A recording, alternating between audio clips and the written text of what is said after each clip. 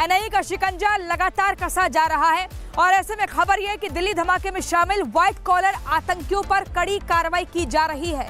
आज बड़ा अपडेट यह है कि जम्मू कश्मीर में 8 से 10 जगहों पर जांच एजेंसियां पहुंची और वहां पर रेड किया गया। ये तस्वीरें हम आपको लगातार दिखा रहे हैं। व्हाइट कॉलर आतंकियों के जितने भी मददगार हैं उनको खोजा जा रहा है, उनके खिलाफ कार्रवाई की जा रही है। अब वो चाहे पाताल लोक में छिपे हो, वहां से भी सफेद पोश आतंकियों के मददगारों को खोज निकाला जाएगा दर्शकों। लेकिन मैं आपको ग्राफिक्स के जरिए बता देती हूं कि आज क्या कुछ और कार्रवाई हुई। आप देखिए ग्राफिक्स, ये देखिए आतंक के खिलाफ एनआईए का एक्शन, ताबड़तोड़ तरीके से कार्रवाई हो रही है। शोपिया के नदीगाम में आतंकी इरफान के घर पर रेड पड़ती है। मैं आपको बता रही हूं कि 8 से 10 जगहों पर रेड पड़ी है। उसके बाद पुलवामा में आतंकी आदिल और मुजम्मिल के घर पर भी तलाशी ली गई है। वहां घर पहुंची है पुलिस की टीम और जांच एजेंसियां। फिर संबूरा में आतंकी आमिर के घर पर भी रेड पड़ी है। इसके अलावा देखिए एनआईए सबूतों की तलाश में छापेमारी कर रही है। जहां जहां ये आतंकी छिपे थे, इनका घर जहां पर था, वहां पहुंच रही है सबूतों को मिलने के लिए, कड़ियां जोड़ने के लिए। लेकिन सभी आतंकी दिल्ली ब्लास्ट से जुड़े हुए हैं दर्शकों, ये भी मैं आपको बता दूं। और लखनऊ में शाहीन के घर पर भी आज रेड पड़ी है और इसी रेड के चलते जो शाहीन का भाई है वो भी अब एनआईए की जांच एजेंसी के रडार पर आ चुका है। लेकिन एक और महत्वपूर्ण जानकारी मैं आपको दे दूं, अल फलाह यूनिवर्सिटी जो दिल्ली ब्लास्ट के जो हुआ, अल फलाह यूनिवर्सिटी आतंक का अड्डा बन चुकी थी और उसी यूनिवर्सिटी के फाउंडर जवाद अहमद के खिलाफ भी कड़ी कार्रवाई हुई है। आज साकेत कोर्ट में पेश किया गया जवाद अहमद को और उसके बाद 14 दिनों की ईडी को रिमांड दी गई है। अब जवाद अहमद से लगातार सवाल जवाब होंगे, कई और चौंकाने वाले खुलासे होंगे कि आखिर जवाद अहमद ने क्या कुछ मदद की। जो अल फलाह का फाउंडर है, इसका बेटा रहता है बाहर विदेश में, लंदन में, वहां पर ये यहाँ का जो कमाई है वो पहुंचवाता था। कंपनी बनाई गई थी अपने आप को बचाने के लिए, चारों तरफ से एक इसने जाल तैयार कर लिया था। लेकिन दिल्ली ब्लास्ट केस में जो आतंकी है, जो सफेद पोश आतंकी है, क्या ये जवाद अहमद उनका मुख्य तौर पर एक बड़ा मददगार था? इससे और चौंकाने वाले खुलासे होंगे, ये देखना होगा। इसी से जुड़ी हुई एक रिपोर्ट हम आपको दिखाते हैं।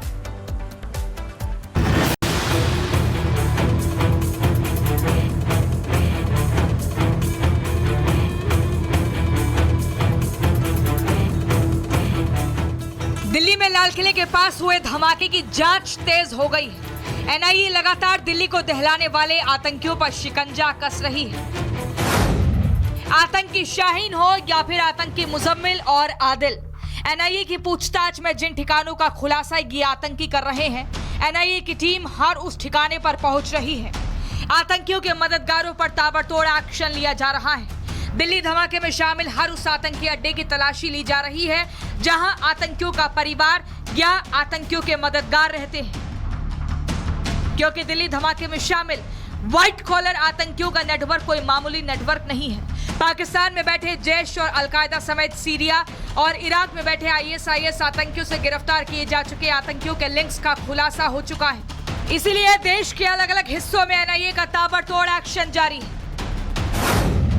एनआईए की अलग अलग टीमों ने आज पुलवामा, शोपिया और कुलगाम जिलों में 8 से 10 जगहों पर सर्च ऑपरेशन चलाया। शोपिया के नदीगाम में आतंकी मौलवी इरफान, पुलवामा में आतंकी आदिल और आतंकी मुजम्मिल समेत संबूरा में आतंकी आमिर के घर पर रेड की। ये सभी आतंकी दिल्ली धमाके की साजिश में शामिल हैं।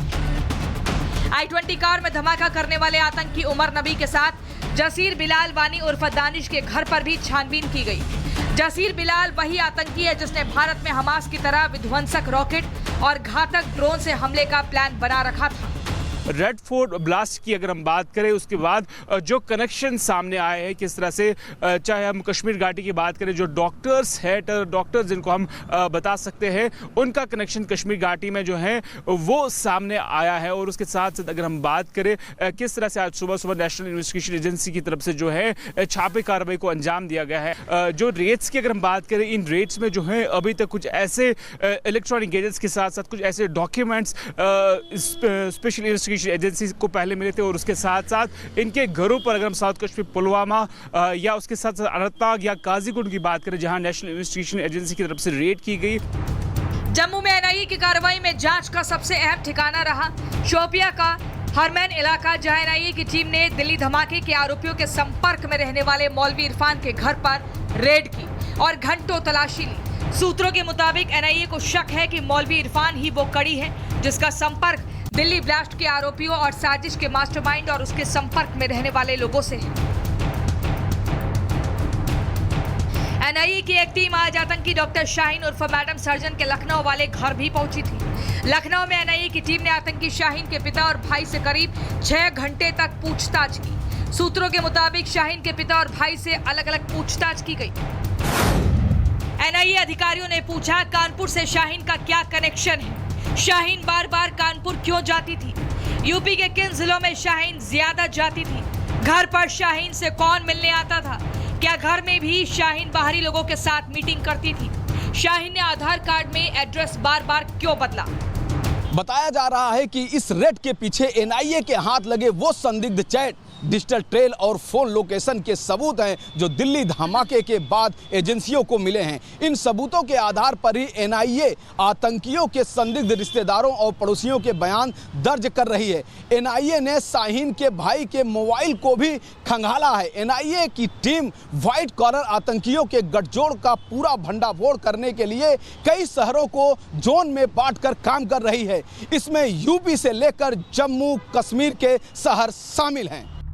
लाल किले पर धमाका मामले में एनआईए अब तक आतंकी शाहीन, मुजम्मिल, मौलवी इरफान, आदिल और जसीर बिलाल समेत 7 आतंकियों को गिरफ्तार कर चुकी है, जिसमें से 5 आतंकी जम्मू कश्मीर के ही रहने वाले हैं। धमाके में खुद को उड़ाने वाला आतंकी उमर भी पुलवामा का रहने वाला था और ये व्हाइट कॉलर आतंकी फरीदाबाद की अल फलाह यूनिवर्सिटी में बैठकर देश को दहलाने की प्लानिंग करते थे। Bureau report, Republic Bharat.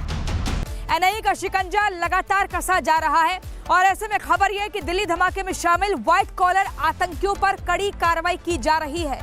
आज बड़ा अपडेट यह है कि जम्मू कश्मीर में 8 से 10 जगहों पर जांच एजेंसियां पहुंची और वहां पर रेड किया गया। ये तस्वीरें हम आपको लगातार दिखा रहे हैं। व्हाइट कॉलर आतंकियों के जितने भी मददगार हैं उनको खोजा जा रहा है, उनके खिलाफ कार्रवाई की जा रही है। अब वो चाहे पाताल लोक में छिपे हो, वहां से भी सफेद पोश आतंकियों के मददगारों को खोज निकाला जाएगा। दर्शकों, लेकिन मैं आपको ग्राफिक्स के जरिए बता देती हूँ कि आज क्या कुछ और कार्रवाई हुई। आप देखिए ग्राफिक्स, ये देखिए आतंक के खिलाफ एनआईए का एक्शन, ताबड़तोड़ तरीके से कार्रवाई हो रही है। शोपिया के नदीगाम में आतंकी इरफान के घर पर रेड पड़ती है। मैं आपको बता रही हूँ कि 8 से 10 जगहों पर रेड पड़ी है। उसके बाद पुलवामा में आतंकी आदिल और मुजम्मिल के घर पर भी तलाशी ली गई है। वहां घर पहुंची है पुलिस की टीम और जांच एजेंसियां। फिर संबुरा में आतंकी आमिर के घर पर भी रेड पड़ी है।